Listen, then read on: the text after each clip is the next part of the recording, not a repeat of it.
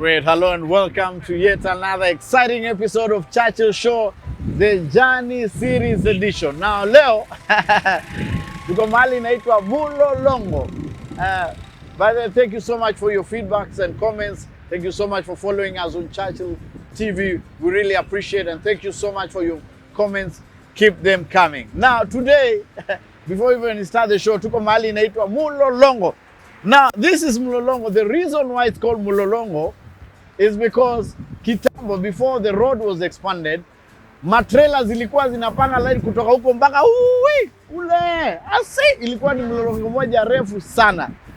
And this is the one place where most bands, just like Chipukeezy zinapita hapa, most bands za Wakamba zilianzia hapa.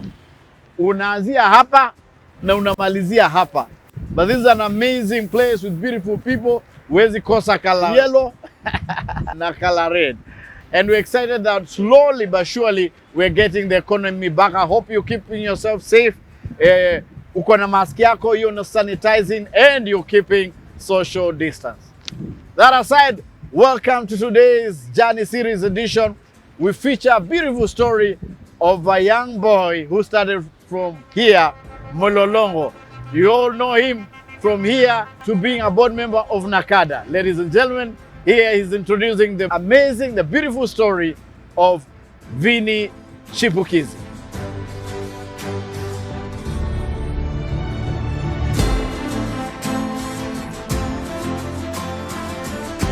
Takuaje? Kwa majina naitwa Chipukeezy aka Vincent Mwasi ya Mutua. Hizo ndo majina zangu za serikali. I'm a firstborn in a family of 5. I have 2 brothers, mom and dad. Everybody in my house is a comedian. We were born in Tala, Machakos County, small village called Kalandine, not Quarantine.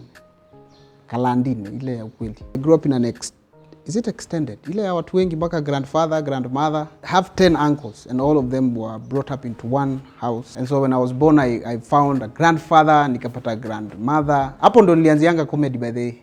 Juu grandfather wangu alikuwa hataki ujinga yangu karibu naye, juu nilikuwa nashinda kusumbua. I was told when I was young, there was a time niliulizwa, mimi nilikuwa nachekanga watu wakioma. Unaona watu wa So one day my grandfather kaniuliza kwa nini mimi ucheka, nikamwambia nasikianga kitu kitoka hapa tumbo.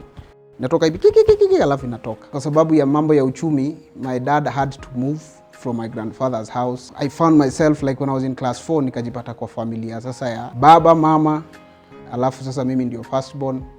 Na kuna kijana mwingine hapo tulikuwa tunagrow naye. My dad was like a police officer. That's why I call him soldier. Babangu alikuwa ataki nipewe kitu yoyote ama niongee mbele ya watu ama alikuwa anajua mimi ni mkora. So juzi nilimuuliza kwa nini alikuwa ananichunga hivyo, akaniambia because he knew I was like him. He knew very well mimi ni kama tu yeye. So nikiwa high school, nikiwa class 4 nilikuwa nikiandikwa monitor. Kwa sababu mimi nilikuwa naandika noise makers. Anakuja shule anasema niache kupewa hizo responsibilities. So now when we moved to stay with him and my mom, I remember now we moved to a different school than the one that nilikuwa nasomea from class 1 to class 8. Tulienda shule inaitwa Kwange Primary. Kwange Primary School, nikiingia hizo siku hiyo ndio ilikuwa inakuja na nambari mwisho. Ilikuwa ya mwisho. Watu mkihesabiwa nyinyi wote Kwange Primary. Ilikuwa na walimu 5 including the head teacher, and I remember that's the first time niliona walimu wakitufunza na Kikamba. Wafunzo na Kikamba kama ni Kiswahili, kama ni hesabu, kama ni Kizungu. Pi r squared, wongela twili equals to. But it was a fun school. Ilikuwa kwa msitu. Hiyo shule siwadanganyi, just go and look it out. Iko kwa bush. I remember there was a time tukiwa class 4, mwalimu wa hesabu alikuwa anaitwa Mrs. Karanja. Akitufunza upepo ilipita na hiyo vita na roof. So sisi hizi vitu zenye hizi danger weapon kwa shule mimi nilianza kuzi experience nikiwa mtoi. Juu tulikuwa tunakuja tukiwa assembly tunaambiwa just in case upepo ikuje, tafadhali toka kwanza before you wait mwenzako. Chomoka kwanza. Are we together? So I went to Kwange Primary School class 4 to class 8. I was made the head boy of that school when I was in class 7. And my dad came to that school akaleta shida kubwa sana. Akakataa nikuwe headmaster. Mimi nilikuwa nabebanga kifunguo ya staff room. Kwa sababu nilikuwa nakuja number 1, kwa hiyo nilikuwa class 7 nakuja number 1. Na marks tu kidogo si mingi, marks kama 140, lakini wewe ndio number 1. So wewe jiulize namba mwisho wako wapi. There was a time the headmaster, tulienda mavijana wakaniambia wanataka kwenda kucheza mpira shule nyingine hapo inaitwa Kithimani. Nikaenda nikaambia headmaster, vijana unaona hapa wanataka kwenda kucheza mpira the other school. Si ukubali twende. Headmaster akakataa. Maboys wakaniambia wewe hata una powers. Hauna power buda. Tunataka kwenda. Nikamwambia okay, sina powers, twende. And that was the end of my tenure as a net boy. And basically growing up in such an environment in Ukambani, we didn't know much. We just knew that unasomanga, unamaliza class 8, either unapewa ng'ombe ama land, unaanza kulima ama unaoa. My dad had normalized poverty in our house. My dad made poverty look like a cool thing. It's like alikuwa anatuambia unajua sasa hata waizi wakikuja hapa hakuna kitu wataiba. Utapata hakuna kitu. It was a normal thing. Me I knew haufai kukua na TV, hakunanga privilege, haufai kuvaa viatu. Haufai kuvaa nguo wa sikukuu, nikinunue kwa kwao. So when I went to high school, I saw a totally new life. I saw watu wanaongea Kiswahili. Kwanza nilijiintroduce form 1, class yote ikacheka juu nilishrap. Vincent Motoa, ila mtu akacheka. Ndio nikarealize wase wa Nairobi wanaongea Sheng, nikaanza kushindwa watu wa Nairobi ni akina nani wanaongea Sheng. Juu watu wa Nairobi naona ndio wana respectiwa kwa shule. Juu wanaongea hata wageni wakikuja tuseme madem, hawa watu wa Nairobi tu ndio wanaongeleshwa na madem. Sisi watu wa Shags kazi yetu ati ni kusoma. Ati sasa hao ndio bookworms. Remember my best friend alikuwa from Wamume, alikuwa anakuja number 1. Lakini watu wa Nairobi hawamfeel. Shida kwa nini amfeel huyu mtu na anajua Golgi bodies, anajua ku define biology. And that's it. Sasa ukora yangu ikaanzia hapo. So tukashikana na watu wa Nairobi, nikawadanganya mimi ni mtu wa umoja. When I was in form 2, I was made prefect again. I was made the prefect for Chui dormitory. Now I was to prefect, nikaenda watu wa Nairobi wakakuja wakaniingiza, wakanicorrupt, wakaniambia wanataka tufanye strike. Nikamwambia, hii strike mnataka nini? Wakaniambia wanataka kuku na chapati. Na wakaniambia wana feel issues zao azifikie headmaster. Head boy hapa nikaona wako na point.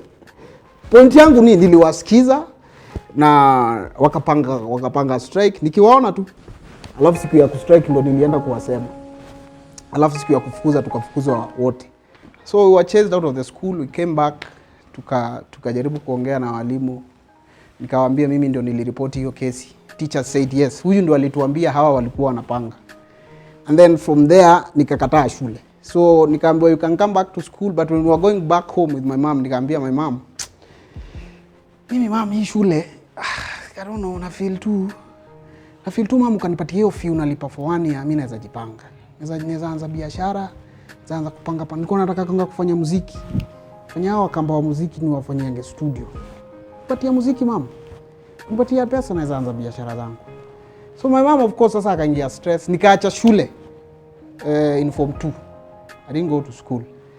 Nikaenda huko Shags, sasa nikakuwa mrasta. Nilikuwa naitwa Ras Luigi. Kuna warasta wa kamba wanaonga wanoma sana hata sasa hiyo wako. Rasta Luigi, hao ndio wanajua corona iko wapi? Hao ndio wanajua ndio wanajua handshake ni nini? Huyo sasa ndio nilikuwa nashindana na watu kama hao. Warasta wa huko Shags. Hajai kuja hata Nairobi. Hajai panda hata matatu. Yeye tu ni bangi, mwoka, pombe na story 24 hours. So I stayed out of school for a very long time until siku moja nikiendelea tu. Kuna picha mimi ushinda kupost hapo, nimeshikilia mti kwa maji. Siku yenye nilipiga hiyo picha ndo nilirealize yenyewe hakuna kitu naendelesha. So nikarudi back nikaambia mom mimi na feel ukanirudisha shule, naweza try nisome nimalize. So I was called for an interview. Yeah, form 3s. That's the point. Mimi nakwambia nimeenda hapo Tala High School, nikaambiwa you have a chance. If you pass this exam, we are going to admit you into form 3 because form 2 sijasoma. So I was given a paper, I was alone, I was doing the exam alone. I said I'll just what I know. Nikaandika, I was passed, got into Tala High School, form 3, form 4. One time I was called to speak in front of the parade kwa sababu tulikuwa tumefukuzwa juu pia huko mashule ikikataa. Hii ujinga ya shule ikikataa ndio unaanza kufanya vitu mbaya. So tuna sneak. Arsenal kwanza ilifanya nikafukuzwa shule. Arsenal, imagine. Arsenal tulikuwa tumeenda kuona ball. So when I came back, we were chased out of Tala High School also, but we came back and apologized in front of the school, and that's when, because kitu nilifanya ndio nikubaliwe nifanye mtihani tuingie shule juu hiyo ukora yote tulikuwa tunafanyanga. The principal called me in front of the school na kaniambia ni explain kwa nini hatuwezi kutulia shule. And anything that I said that day ilichekesha shule. Nilichekeshanga shule hiyo siku, nikarudishwa shule, nikafanya mtihani. Tukamaliza mtihani, tukapita. you know. And then when I left school, that's when now nikaenda nyumbani nikaambia mom, sasa mimi mom nataka kwenda Nairobi.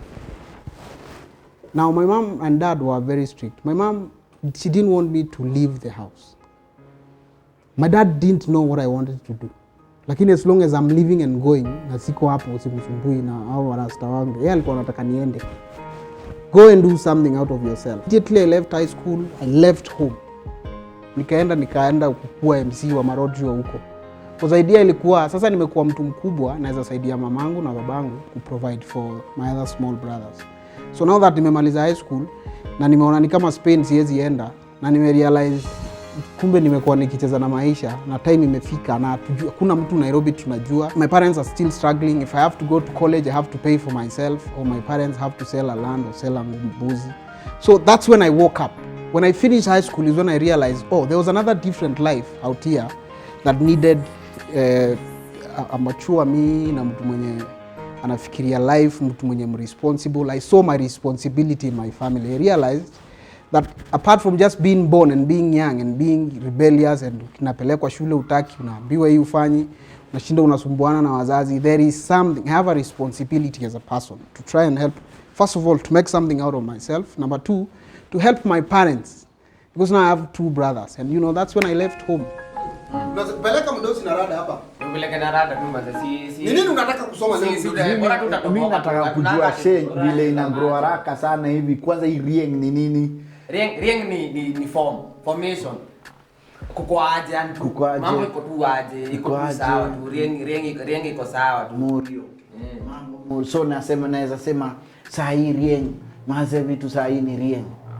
Vitu ni Korean, inaingia percentage. Kwanza unakunywa maji. Unasema ni Korean, unaweza kuitumia kama kusema ni Korean ama ulitamsema rieng iko aje. Ama nipeleke na rieng zote tatu. Nipeleke na rieng. Petco ni nini? Mapetco ni nini? Ni mamali. Mamali. Petco ni mamali. Ukipata hatuna msee yako nazo zinakuwa poa za nini? Za kukulisha msema viding. Viding ni nini? Viding ni makamon. Videvu. Mavidevu, manini, makibare, manini, mangumi, makamo na mapo hivi maviding ama makahasho. Makahasho. Lakini kahasho ni za hapa. Makahasho ni huku ukipiga mtu. Yaani hamwezi kuongea vitu kama corona. Sasa corona inaitwaje sasa hivi ile hii corona na kishengi. Corona sasa ni bagadi.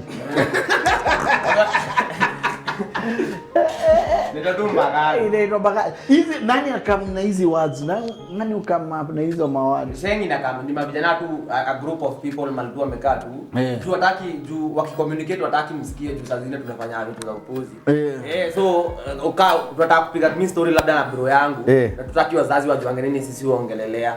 Inaweza kwa so tunataka lugha yetu tunaweza ongea bila manini manjege ama pia wazai hapo hivi waezisiki. Zinakuwa inspired from somewhere, ni jina zinatoka mahali. Okay. So unapata either zimetoka kwa Kiswahili sanifu, zinachenjiwa ama kwa Kizungu ama kwa Kikuyu ama kwa Kikamba ama kwa Kijaluo.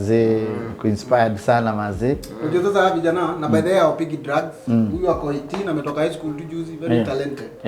Huyu na yeye alikuwa kitambo, si sahi. Hapo alikuwa na wizi kidogo. Ingekuwa ni ile kidogo. Ati unaitwa? Naitwa Modesto ama Kimono. Modesto. Na kuna Miracle Baby. Kuna Miracle Baby. Akiachiliwa big up. Hata naona sawa. Before polisi warudi. Uweze jua ni nani wataka. Hata tunaona manoma na manjege. Labda kesi za kitambo. Na vile meamua ku stay free of drugs hiyo mazeni morale. Big up yourself. Ngubwegze ni masalamu tu. Salamu. Ulezi mimi nafanyanga tu. 10 bado ni ashu ama 10 ni kinde. Ni ashara ama kinde tu. Sawa. Okay, okay, then we'll be right back. Okay, we'll be right back after the break. How do you say tutarudi kwa Sheng? Wewe sengenga tu hapo hivi kwa mbulu, tunamuoka after hiyo break. Tunamuoka. Sema tu hivi. Wewe sengenga hapo kwa mbulu, tunamuoka after break. Hebu sema hiyo, tunamsengengeka huko. Sema pale. Wewe sengenga tu hapo hivi kwa mbulu, tunamuoka after break. Wazazi ni sawa, wazazi taandikwa hapo. We'll be right back. Tutasengenge ni nini mumuka na God help us. We'll be right back after the break.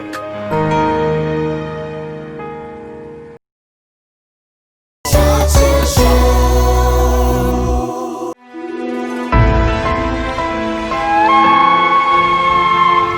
Hapa ile mlolongo ilikuwaga mpaka kutoka huko mpaka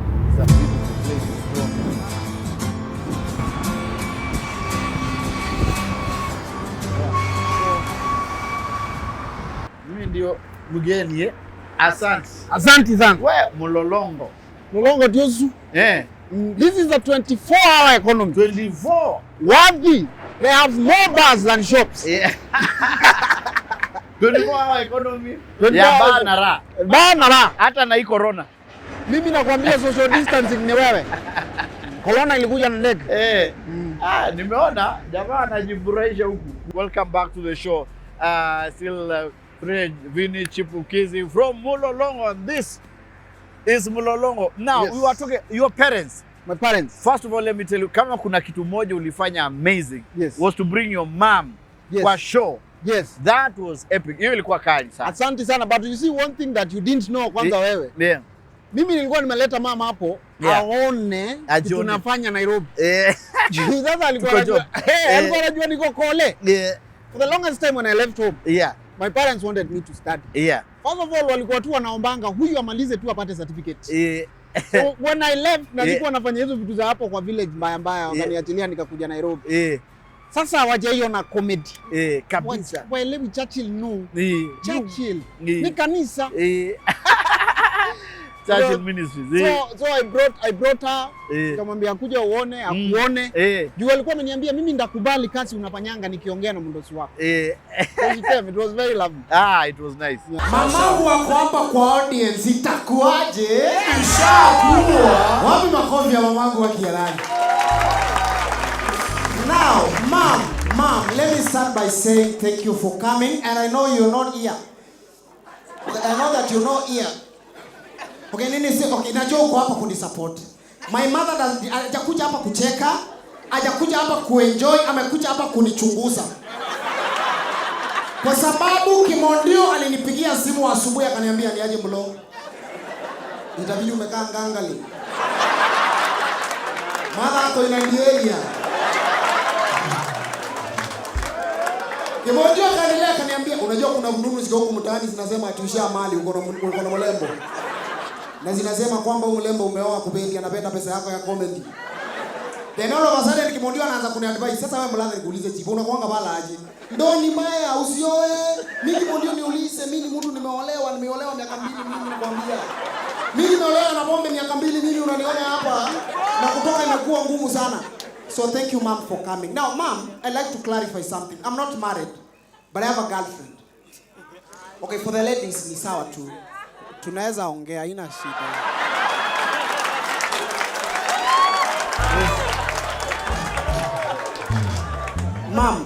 Mom, unajua kuna vitu zingine naweza sema hapa ushangae mbona naongea hivyo. Ni kazi nafanya hapa mom. Hii ni kazi, niko job by the way. Unaona vile unanipigia yako unaniambia nitumie 200 natokanga hapa. Pigeni makofi nikae ni kama naongea kitu.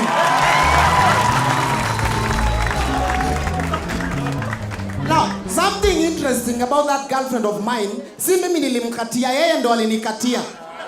Seriously. Okay, mom, kukatia, mom. When I say kukatia, it's like ni kama, okay, let me say this in English, mom. Kukatia, nona tondo wako manianda, tia alafu maneno kidogo. Ndio kukatia. You know, I was walking in town, then all of a sudden, nikasikia, kuangalia nyuma ni Dave anambia, sasa chivo.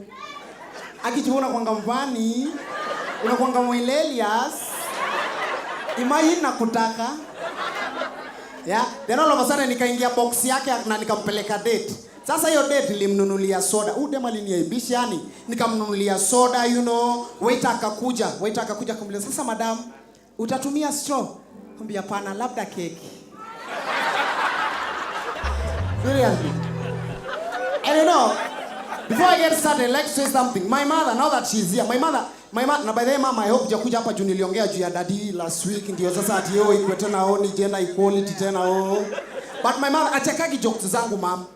Unajua anangojaga anaitwa kwa TV, nikishatokea kwa TV hivi, akona mama wenzake anatana anawaambia, "Haki ngojeni muone ile kitu nilibeba miezi 9 kitu inabana hapa kwa TV."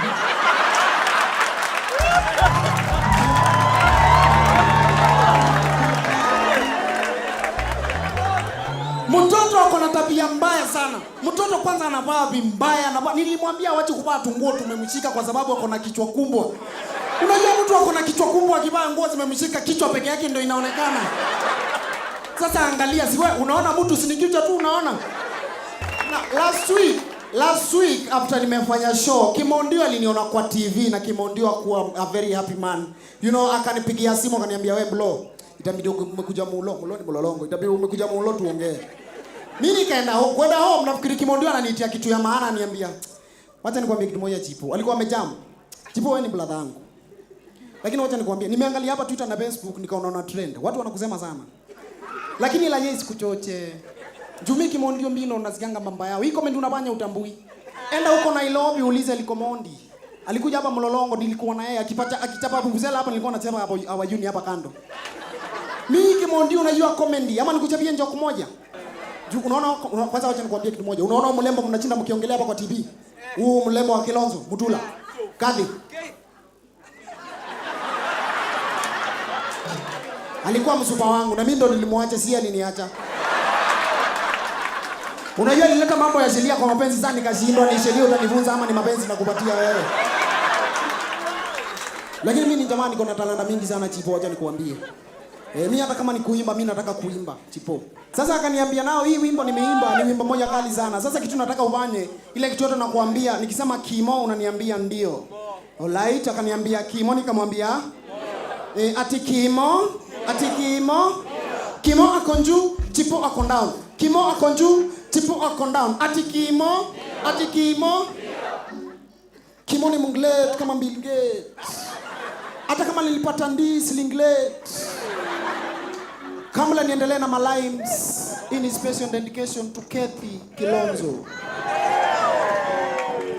Kathy. Hata kama unapana law najua. Lakini siwezi mind babako akiwa my father-in-law. Juu when it comes to law, mimi nakuanga law njuu.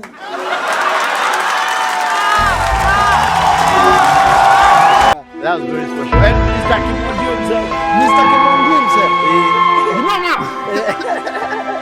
Nilikuja Nairobi. Yeah. And of course, you know, we realized that on the show, you had to have something unique. Yes. For you to make it on air. Yeah. So unakuja unapata kuna Smart Joker, kuna yeye anapiga stories zake za mtaani. Yeah. Smart Joker anaongea stories zao za Western. Yes. Mimi nikaona mimi ndaongea story ya home. Yes. That's how I talk about my brother. And that's comedy. That's comedy. Yes. Many people actually mistake me for joking about Wakamba. Yeah. I joke about my family. Yes. My mother, my brother, and my dad. Because hao ndio watu niligrow up now. Yeah. Wacha nikwambie chachi. Yeah. Unajua kwa nyumba yetu. Yeah. Umeona juzi kuna msichana alikuwa anaonyeshana nyumba ya babake Joan. Yeah. It was a very lovely house. Lovely. This is our bedroom. In Runda. This is our sitting room. Nilikuwa naangalia nyumba najiambia haki ya nani. Kwa nini sisi hatukulelewa hivi? Because now my parents walikuwa wanatufanya sasa yenyewe wanapigana kwa nyumba. Yes. Mimi nilikuwa part ya vita yangu na maadhi. Buda anakamwomba anataka kuni advice. Yeah. Kama my son, you know now that you're in Nairobi, nataka usome, upite mtihani, upate mbibi. Yes. Simadha anakatakata kitunguu hapo. Hapo kwa mbibi. Tafuta mtu ambaye ako na akili. Mtu ambaye atakusaidia. Mama naye anasema, "It is true my son." Tafuta mtu ambaye atakusaidia. Lakini pesa, tafuta pesa, usifanye mtoto wa mtu afanye zile mistakes nilifanya mimi. Hapo ameguza father. Ndio akasema hiyo ni ukweli. But my parents, they really had this kind of parenting. They really don't, even up to today, they don't know what I'm doing. But the fact that they can see me on TV every day, they are happy. We're going to support you, whatever you're doing. Usikae Nairobi sana, chungana na wasichana wa Nairobi. Bokuwa sumo ya mbesi. Niliacha umekimbia sana. No. Bado, tungoje. Tungoje harusi. I think sasa nimegundua mambo ya ndoa. Mwenye aliandika hiyo kitabu atafutwe. Atafutu atuambie. Entanglements. Entanglement. For that person. Yes. Then Nairobi, ukakuja Nairobi. I came to Nairobi. Yeah. My mom alinikopea 30,000. Yeah, 30. That. That's a lot of money. A lot of money. Yeah. She wanted me to study journalism. Yeah. Because aliniuliza wewe unataka kusoma nini? Yeah. Nikamwambia mama nataka kusoma journalism. She Yeah. gave me money, I came to Nairobi. Yeah.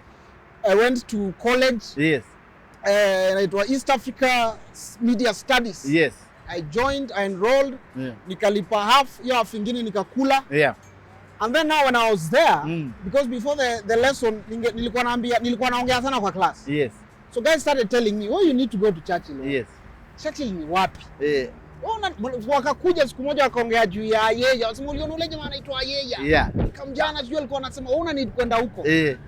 Sasa nikaenda YouTube sasa kuangalia. Yes. Tunatabu Churchill ni nani? Nikapata episode moja. Yeah.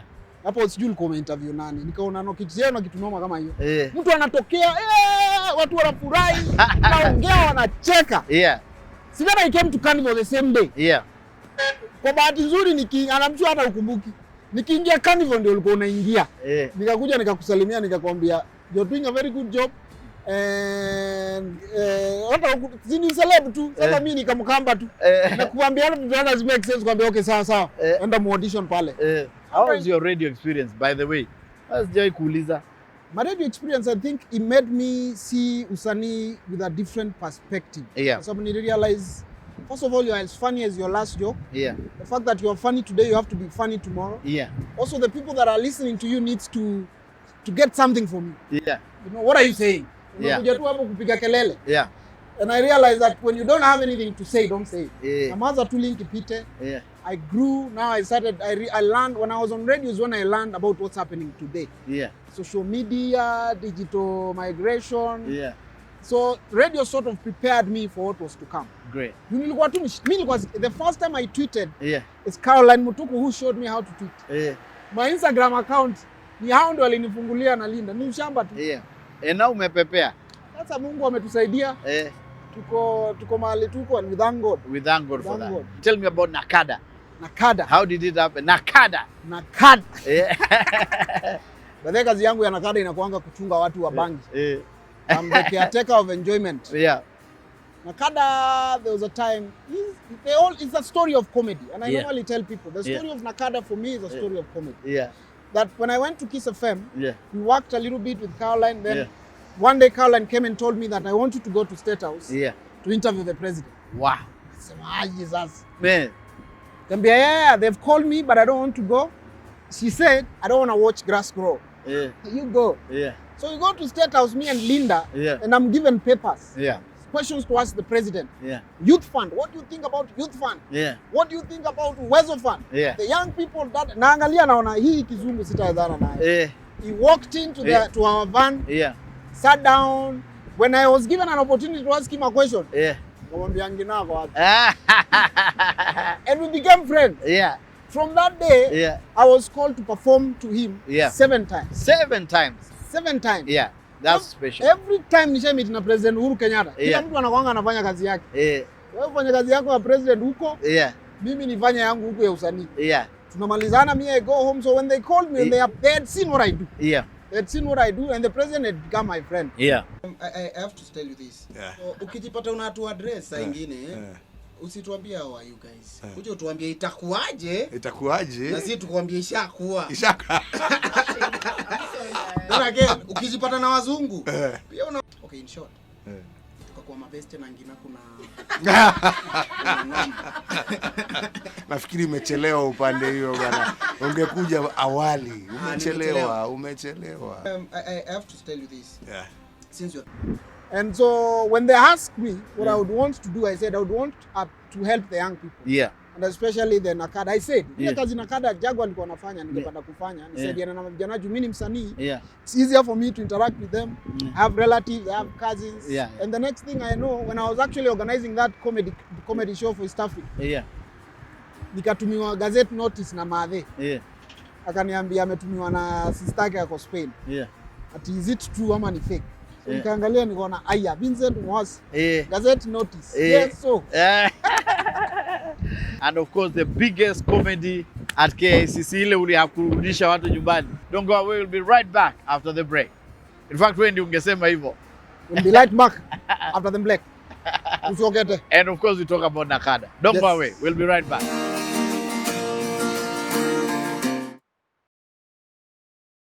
Churchill Show. Na shida wa kamba wa nini? Ya kukaa kwa barabara kuangalia magari. Inakuanga kwanza kuzihesabu. Mimi nilikuwa nazihesabu zote zenye zimeenda Nairobi.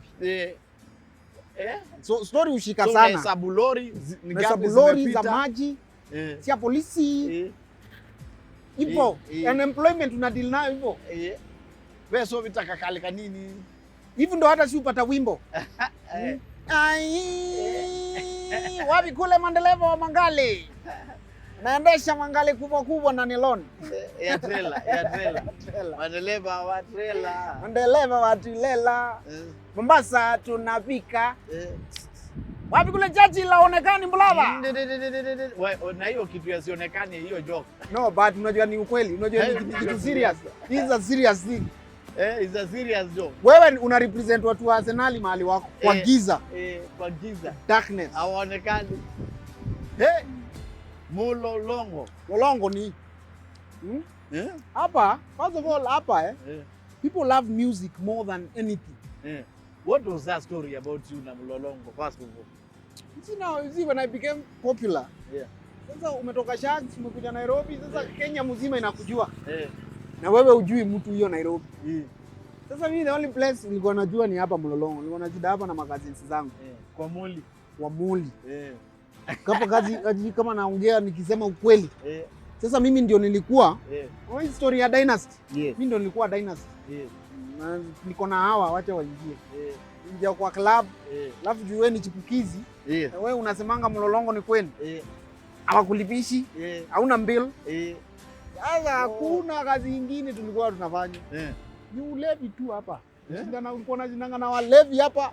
Wanakuja wananipea jokes si funny, wananiambia tunataka ukaseme hii. Enda ukaseme wana Mwende. You remember the story for Mwende? Yes. Ule alikuwa na pale. Hapo ndo nilijulia nikikaa hapa Mulolongo ndo nilijua Wakamba wanakuanga na madharau sana. Unakujanga kuna hoteli hapa wameandika welcome to Mulolongo restaurant. Come experience our food with an ocean view. Wewe unaona ocean view hapa wewe? Ocean view Sile wanachoranga. Wanachora Mombasa. Wameweka hapo mpaka hiyo. Hot water available. But in mtaa it was a blessing. Na ulitokaje? Nilitoka sasa vile nilienda Kiss. Usinge kutoka hapa hivi. Sasa nilikata kitindo. Nilianza kushindana kina Shafiweru. Watu wanaongea Kizungu. Lifestyle ilichange, nikaanza kuvaa viatu masharp shooter. Kizungu nikaanza kuongea kama babi. Then I left Mulolongo. It's a very dangerous city. Naambia wale watu ambao wanatafuta hapa vanity. Waingia utatoka. Now before we finish, everybody wants to hear about your story and Nakada and how you've been inspiring the youth. Kwanza time kama saa hii. Na hizi pregnancies zina happen na hii drug abuse. Tell me about Nakada. Nakada, it's I think young people of this country, if we Churchill kama hatutachukulia story ya alcohol na drug abuse, we're going to lose a generation. It's become a problem. Young people, how serious is it? It's very serious. Young kids from the age of 11 years in primary school are smoking weed. They are drinking alcohol. You know, kids are going to school with drugs. And they are so smart than the teachers and the parents. So nobody knows. Umesikia Katelo hapo anakuongelea language ya uelewi. That's it. Mapedla wao hao wenyewe wanaongea juu ya sex, juu ya drugs na hakuna mtu anajua ni how to. Normally hakuna mtu amewaeducate about hizi drugs. Hakuna mtu amekuja akawaambia ni aje wase. Hizi pombe sisi ukunywa by the way. Hata ni legal. But lazima ufikishe age 18 ndio uanze kukunywa. Ndio hata uko na pesa yako. So them they're just drinking from what they've seen in movies, from what they've seen in the society. They're not drinking. You're not even enjoying what you're drinking. Una smoke bangi tu juu watu wabaya wana smoke bangi. You know? So unapata kuna shida. Yaani hivi after corona ni drug abuse. Young people, I'm telling you, Churchill, right now during Corona, parents are drinking the house. Unaingia hapo kwa nyumba umefanya fridge yako bar. Watoto wanaona vile unakunywa, yeye anatoka anaenda huko, wanachanga doo, wanaenda wanabai pombe, wanaanza kukunywa huko. Hapo ndo kuna hizo mimba wanaanza kupeana mimba. Pia hiyo sex education wazazi hatutaki kuiongelea kwa nyumba. Kuna mtu anataka, unaambiwa vijana ni wabaya, na bangi ni mbaya, na wasichana ni wabaya. Unaona tumeacha hii generation ya wase wa young, society take care. And it's very dangerous. So it's very bad. Personally, what I do, I try and talk to them. I don't go to them telling them that pombe ni mbaya. I tell them, use your brain. You know, think. Why are you drinking? You know, your dad drinks. Why does he drink? Do you know what alcohol does to your body? If you don't know, then why are you drinking? You know, wengine naingia mtaani wananiambia job, wera, nakwambia huwezi sema uko jobless. Na sasa utaanza kukunywa, utakufa. Hizo ni vitu mbili, huwezi sota na ulewe. Utakufa kabisa. So I try and talk to them, I tell them, you see, I was here once. Like umesikia nikikwambia tu hapa. Nilikuwa tu na hii ujinga yenu tu. Nilikuwa high school, nilikuwa nataka kuchoma shule. Mimi nilikuwa mlevi. Nimelewa, nilikuwa famous, nilikuwa young, and I started doing these bad things. It doesn't lead you to anywhere. Utapotea. Lazima tukue responsible, focus. Good example is Steve Simple Boy from Kibera, you remember it? He came to me with a song, but I told him he means what he says, by the way. Because he's seen people around him die. He'll be bana watu huko home wana dead. Me, I want to speak. You know, Katelo also is another one. And thank you so much for tapping those talents. That was the idea. Even though ulitufunza. Unainua mwingine, Churchill, let me tell you. When you heard, you used to tell us before we start the show, when you hold someone's hand, when you pull them up, you're the one, you're winning. You know, you bring another one, he will bring you up. You know, you go up so that you can create a whole, when you help someone like me, you help a whole village. It's a whole family.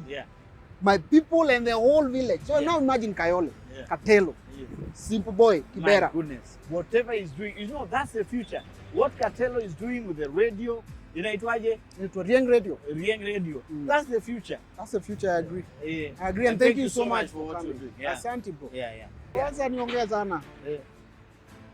Kile kitu yenye mimi natakanga watu waelewe. Ni kitu wewe uliplant seeds.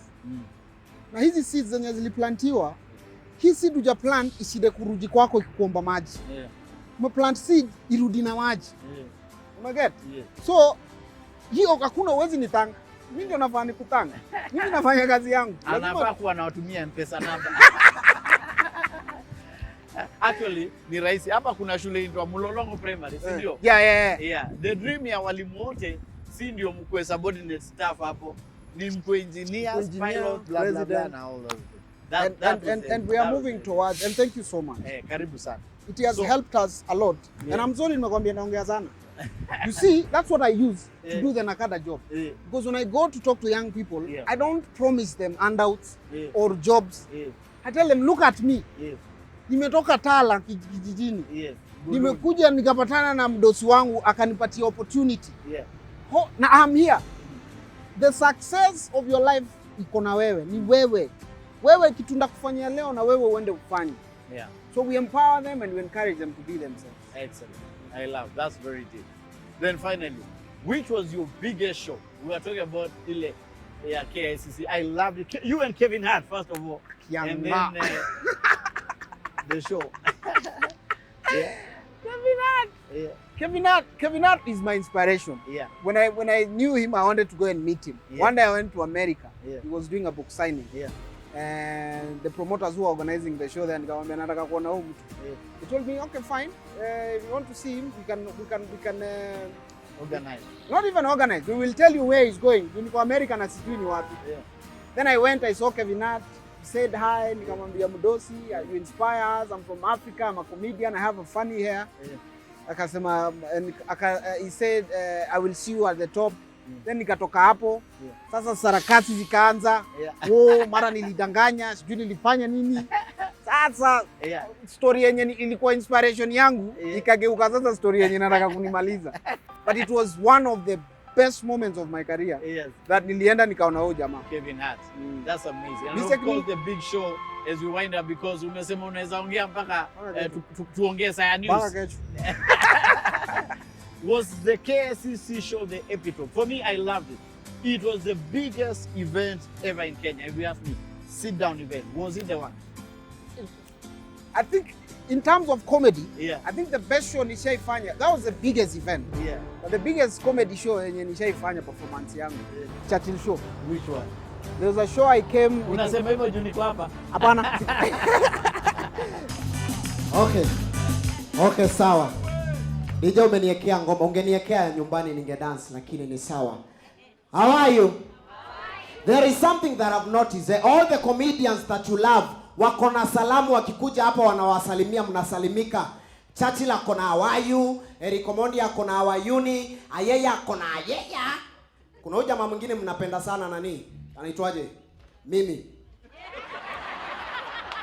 I mean, na sina salamu.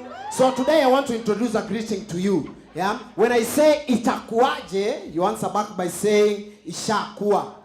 Hata kama yako bado ijakuwa ni sawa tu. Inakam, naiona ndio hii inakam. And if there is anybody who does not understand Swahili, what I'm trying to say is I have a new greeting. So when I say how has it been, you answer back by saying it has already been. So itakuaje?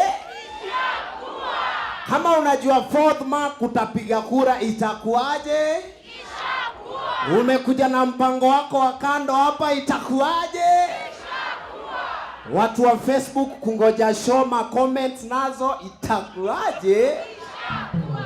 Unajua nilikuwa na watch Churchill Show Machakos. Something I noticed is that Machakos people, they don't laugh at my jokes. Hata wakikuja hapa live audience, do we have some here? That's a very big problem because amucheki jokes zangu. Now, this is what they do. They wait for me to be introduced on stage. Give it up for Chipukeezy. Nikisha kuja hivi, jamaa bala nisikizi anatan kwa huyu jamaa amekaa hapo next, namwambia, unajua huyu jamaa anakuanga wa kwetu. Na wacha nikwambie kitu moja, huyu jamaa anakuanga kwa you. Anaongeanga kitu watu wanacheka. Asipoongea watu wacheke, ataimba watu wacheke, ngoja uone. Napiga mistari, watu wakicheka, jamaa balala acheke, anaambia anatani kwa mtu, anamwambia, si nimekwambia. Angalia la yeye imekumbali. Na unajua watu wa Machakos ni wengi sana Mombasa, Pwani, akina Abdalla Motiso Mutinda ni wengi sana. Yeah? Lakini walisaidia government sana siku za MRC wakisema Pwani si Kenya. What happened when people said Pwani si Kenya, NTV walituma reporters huko kufanya investigation. Reporter anafika, anapatana na jamaa, anamuuliza vipi ndugu? Niko salama. Ningependa kukuuliza wajiita nani? Mimi ndio ule unasikianga AM, yani Abdalla Mumao. Yeah. So Abdalla, umeishi hapa Mombasani kwa muda gani? Unanishangaza sana reporter. Mimi ni mtu nimezaliwa hapa. Hausikii Kiswahili changu vile ni mufti, unipati nini?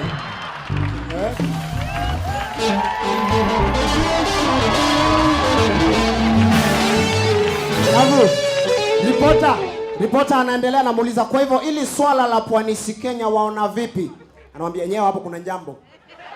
Unajua hawezi kuombea hapa Pwani na Machakos because kitu ya kwanza hapa Pwani mvua inanyesha daily. Unaona hizi manyunyu zinanyesha anytime. Mimi mvua inakama. Yeah? Lakini unajua kwa Machakos tulikuwa tunangojea mvua kama mshahara. Wewe hebu nikuulize wewe, ni mvua tutangoja ama ni Yesu? No, niambie ni mvua ama ni Yesu? Then after NTV reporters wametoka, GSU ikatumwa. Bas, GSU kufika, jamaa alikuwa anapigwa marungu na GSU, anatandikwa, anaongea Kiswahili sanifu. Nyinyi mwakuja hapa Pwani, mwakuja kutuletea shida, sisi tuishi na amani, mbona hivyo? Anaongezwa rungu, inabidi amejitambulisha. Akiangalia pole sana kazi yake ya Mungu. Pole sana.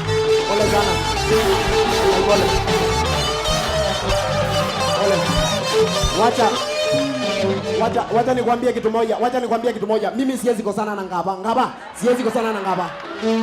In fact, mimi siitwi Abdalla, mimi naitwa Monao. Enda pale kwa kanti wananitanga Mona. Mimi ni Mona. Yeah? Mimi nakwambia. Watu wa Machakos nawapenda sana by the way.